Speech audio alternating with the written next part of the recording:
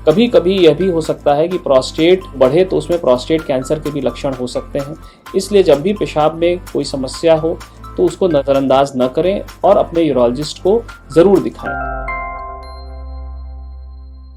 मैं doctor Shwetang Mishra, senior consultant urologist और euro oncologist heritage hospital में पिछले 8 वर्ष से कार्यरत हूँ।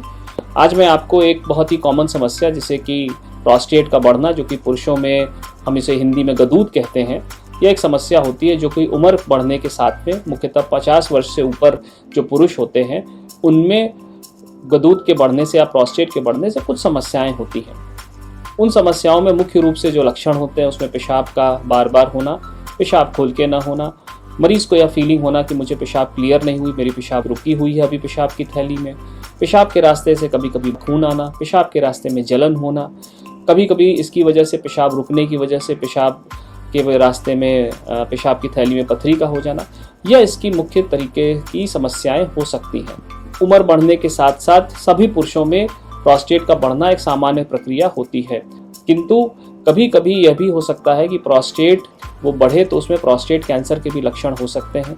इसलिए जब भी पेशाब में कोई समस्या हो तो उसको नज़रअंदाज न करें और अपने यूरोलॉजिस्ट को ज़रूर दिखाएं। जहाँ तक प्रोस्टेट से रिलेटेड सर्जरीज जो अवेलेबल हैं, पहली चीज़ यह है कि हर मरीज़ को जिसको प्रोस्टेट की समस्या है उसको सर्जरी की आवश्यकता नहीं होती है।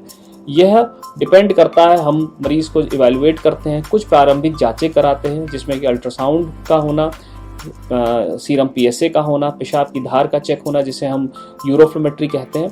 यह जांचें होती हैं जिससे यह पता लगाया जाता है कि अल्टीमेटली मरीज़ के प्रोस्टेट का साइज़ कितना है, पेशाब करने के बाद में उसकी पेशाब कितनी रुक रही है और उसका फ्लो कैसा है। इन सारी चीज़ों को देख के जांच करके ही किसी मरीज़ को यह बताया जाता है कि उसको पेशाब में प्रोस्टेट जो बढ़ा हुआ है उसमें सर्जरी की आवश्यकता है या उसका काम मेडिसिन के द्वारा भी चल सकता है। आज के समय में बहुत से ऐसे मरीज़ होते हैं, ऑलमोस्ट जिनकी संख्या 50% के आसपास है, जिनको कि दवाई से भी फ़ायदा होता है, किंतु यह दवाई लंबे समय तक चलती है और अपने यूरोलॉजिस्ट के संपर्क में रह के ही उन दवाइयों को आप शुरू करते हैं और जब वह कहते हैं तभी उनको समाप्त किया जा सकता है। वह मरीज़ जिनमें की दवाइयों से फ़ायदा नहीं होता, या वह मरीज़ जिनमें पेशाब रुक जाती है, या वह मरीज़ जिनको कि पेशाब रुकी नहीं रहती लेकिन पेशाब करने में बहुत ज़्यादा दिक्कत होती है, वो पेशाब नहीं कर पाते हैं, या वह मरीज़ जिनके पेशाब के प्रोस्टेट के बढ़ने की वजह से गुर्दे में समस्या आने लगती है, गुर्दे में सूजन आने लगती है या यूरिया क्रिएटिनिन बढ़ने लगता है, उन मरीजों में सर्जरी की आवश्यकता पड़ती है। आज के समय में प्रोस्टेट की सर्जरी पूर्णतया दूरबीन विधि से होती है। हमारे यहाँ पे बाइपोलर TURP जो कि एक नया उपकरण है और लेटेस्ट टेक्नोलॉजी है, वह अवेलेबल है। इसमें जो पहले मोनोपोलर TURP जिसमें कि सोडियम का कम होना एक समस्या रहती थी कुछ मरीजों में, वह भी इसमें नहीं होती, तो इसकी वजह से पूर्णतया सुरक्षित होता है। चूँकि यह पूर्णतया दूरबीन विधि के द्वारा पेशाब के मूत्र मार्ग के द्वारा किया जाता है, इसकी वजह से आपके शरीर में कहीं भी कोई चीरा फाड़ी नहीं होती है।